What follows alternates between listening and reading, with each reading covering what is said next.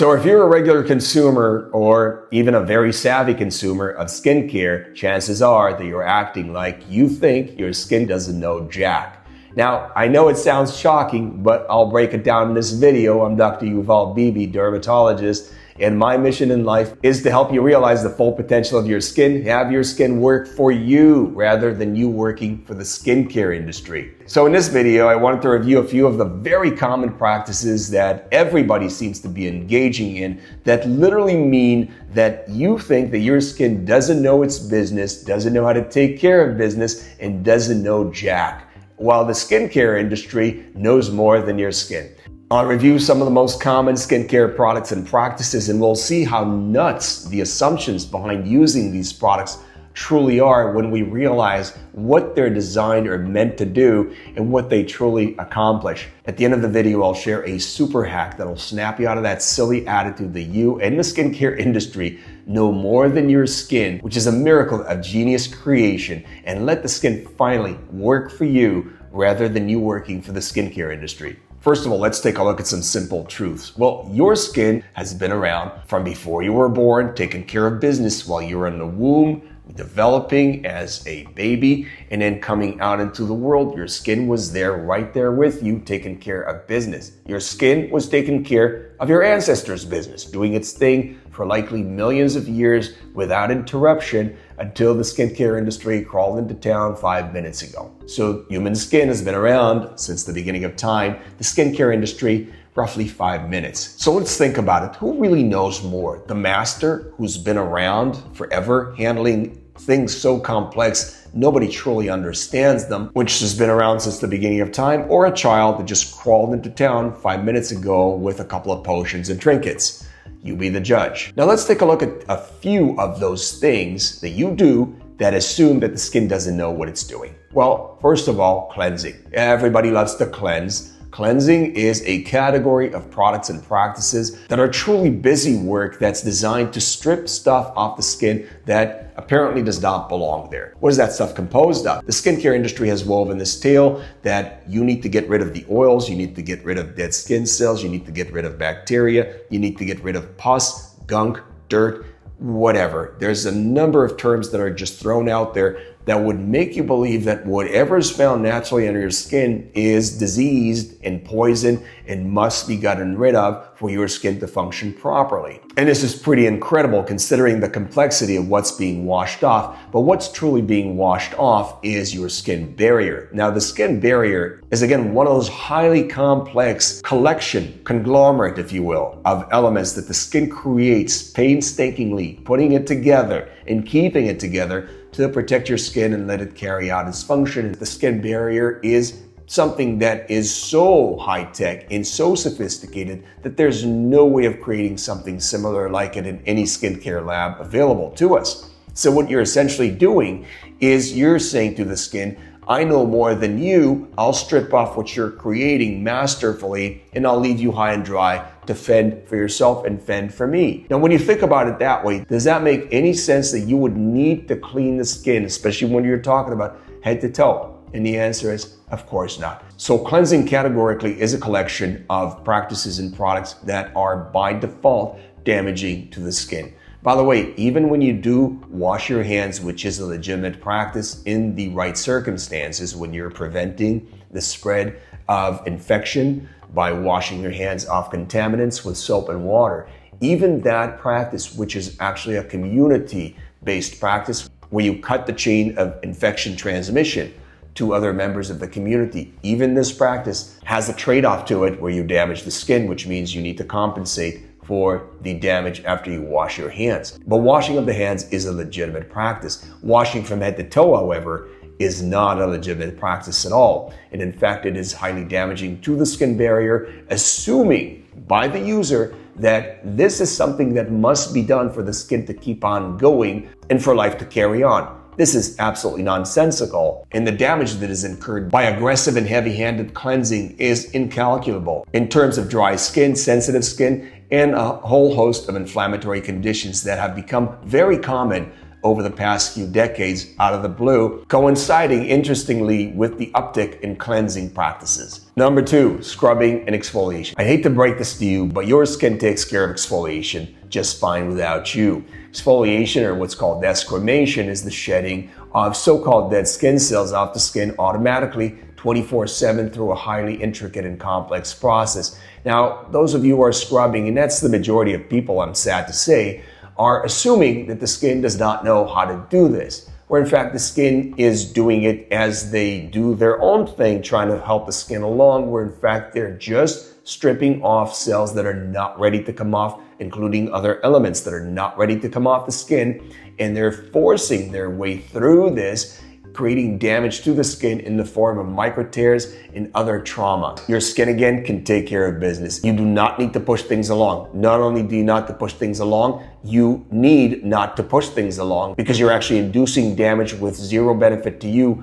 by exfoliation, scrubbing, or any one of those physically abrasive practices that you employ, thinking you're getting the benefit. You're getting none, and in fact, you're getting skin damage, which means you're at net negative, spending the time and money on these products or practices, ending up with nothing to show for. Number 3, moisturizing. Moisturizing is another poorly understood set of practices and products. Moisturizers are applied to the skin by most people under the assumption that they're increasing the water content on the surface of the skin. That is not what moisturizing is supposed to do. Moisturizing, by and large, is supposed to provide a protective layer to the skin barrier so it can replenish itself and recover its own function under that protective layer, which prevents the environment or external factors from disrupting the skin barrier any further. That is the main purpose of moisturizers, and that means that most moisturizers out there, which are water-based, meaning the water evaporates, leaving a whole bunch of inactive ingredients on the skin, doesn't really work as moisturizers. They kind of work as a theater of the experience where you apply stuff to the skin, stuff looks good for a minute, and then it goes away. So moisturizing generally assumes that your skin doesn't know how to take care of business, especially when you're applying a moisturizer to normal skin. To normal skin or oily skin, which is a form of normal skin in most cases, normal skin is skin that can take care of business by itself. It can actually create its own skin barrier. It can hold on to the skin barrier. Moisturizing assumes that the skin has some form of a deficiency, that it cannot take care of business in one way, shape, or form. So moisturizing in most cases assumes that the skin cannot function properly without help from above, which means that the skin barrier is not functioning. But let's look at the facts. Most people have normal skin and can actually function just fine without moisturizing. And in most cases, moisturizing is completely redundant. It's unnecessary. It's just added as some automatic practice that the users picked up by either somebody teaching it to them or picking it up from the media or whatever promotional material they're exposed to. But the bottom line is that just applying a moisturizer automatically to any part of the skin that is not dry or sensitive or is otherwise compromised in any other way is redundant and unnecessary. It assumes that the skin cannot take care of business, but the skin can handle itself just fine without most moisturizers in most cases. And let's look at another crazy aspect of this assumption. This assumption takes into account that a factory-made concoction made of however many ingredients they chose to stuff into it can function better than the highly complex skin barrier. Now, does that make any sense? Number 4, vitamin serums. Now, judging by all these vitamin serums laying around, vitamin C serums and other vitamins, you'd think that the skin has some sort of a vitamin deficiency. You think that the skin is incapable of drawing all the nutrients that it needs from the body and the supply chain that is feeding the skin 24/7 and without any help from you. And that assumption is obviously wrong. Most of these serums and products do not do anything of value to the skin. The ingredients that they claim are the helpful ones actually barely penetrate the skin. And if they do penetrate the skin, they penetrate the skin unnaturally, which means we have no idea what effects they truly have and what other effects, unintended consequences, they may have on the skin. That being said, this entire category of products is largely, again, an experiential theater category of products, meaning you're applying this magic potion to the skin, you're getting a slight improvement in your appearance right there and then for you to observe. That difference quickly dissipates and then you move on with your day and that's it. Rinse, recycle, repeat. So the bottom line is your skin is usually not vitamin deficient, and even if you do have a vitamin deficiency, the supplementing of that vitamin deficiency would not be done through a skincare product topically to the skin. It would be done systemically, allowing the body to absorb the vitamin, process it as it sees fit through a highly intricate web of processes, and delivering to the skin as needed in the right form that it needs without your intervention. Number 5, anti-aging. Well, first of all, there's no such thing as anti-aging. Your skin does age, it will age, it'll continue to age, and there's very little you can do to reverse the changes that occur with aging. But as we wrap things up regarding anti-aging, you'll see how much potential you have at the tips of your fingers to actually make your skin pop with very little effort on your part, except for just getting out of the way and letting the skin take care of business. So anti-aging consists of a number of potions out there that claim to restore the youthful look of the skin, as in plumpness, refining of wrinkles, and refining of the complexion, getting rid of blemishes and other uneven features. Most of the products out there do very little to address that, the leading category of ingredients being retinoids. Now, retinoids can induce some of the changes that I mentioned, but that takes a lot of work, as in months or years of consistent application, and you'd usually have to squint your eyes to see the effects. But what if I told you that your skin actually has in it that youthful look that you wanted, and all you need to do is just unlock it by acting smart and staying out of the way? Well, here's how it works. Your skin barrier, by protecting the skin, gives your skin a natural shine and glow. What you need to do is get out of the way. So how do you get out of the way? Well, you stop cleansing your skin in the traditional sense you've been accustomed to. And by that I mean you avoid hot temperatures applied directly to the skin. You avoid detergents applied to your skin. And by that I mean any kind of detergent. A lot of people want to get cute with the products that they apply to their face, like the gentle cleansers or the gentle facial washes, or any kind of brand that claims to be a gentle, delicate brand that's designed for sensitive skin. This is all nonsense. It is all promotional hogwash. You need to get that idea of gentle skincare out of your head. The only gentle skincare you do is to stop doing these things and allowing the skin to take care of business. So by no cleansing, I mean no cleansing. I mean lukewarm or cool water splashed on the face, no scrubbing of any kind, not even with your hands, no circular motion, and no need to exfoliate any dead skin cells. In fact, you want to leave everything on the skin and let the skin turn things over in its own free time. So you're not involved in any way, shape, or form in pushing the skin to go any which way. You're just letting the skin take care of business. So once you stop with the cleansing, you stop with the exfoliation,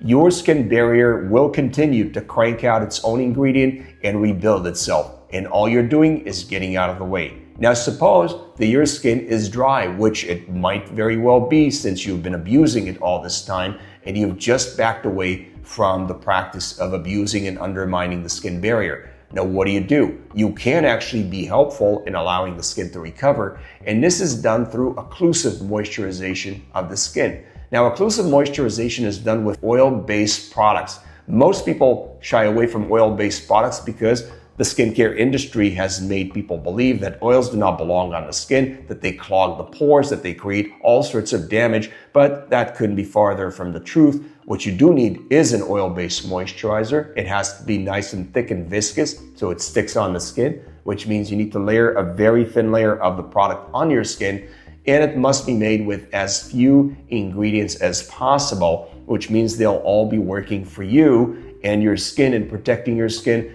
with very little possibility of irritating your skin or creating any other undesired side effect. Butter Oasis Moisturizing Balm is a product that's true to these principles. I created this product single-handedly, and I made it with those principles and ideas in mind. Something that works directly for you and for your skin without shenanigans, nonsense, or distraction.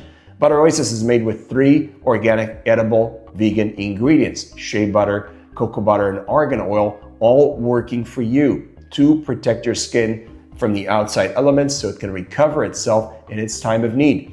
Now, the intention behind Butter Oasis is to be a temporary crutch, a bridge. Allowing your skin to recover means your skin will actually pick up and continue on its own without consistent help from you. Now, some people's skin may require application of a moisturizer from time to time, but if you do things right and stop undermining your skin barrier, the frequency of need and the distribution of the need will decrease with time as your skin picks up the slack and actually takes over the production as it was trying to do all along before you stepped in and got in its way with the help of the skincare industry. Now, once you stop cleansing and exfoliating the skin and protect that dry, sensitive skin with an occlusive moisturizer, your skin will bounce back. Your skin will look much more youthful within a few short weeks of very little effort on your part. All you need to do is get out of the way and help the skin rebuild itself by protecting it passively with an occlusive moisturizer, as I described previously. This is it. So guys, stop assuming that your skin doesn't know jack. It knows a whole lot more than you possibly could imagine, and it will take care of business if you get out of the way and stop working for the skincare industry and trying to disrupt it. Stop it already. Don't do it. Let your skin take care of business and see the results for yourself today. Let me know in the comments section how this video changed your approach to skincare. Also, don't forget to share, like, and subscribe for more no BS skincare advice. See you next time. God bless.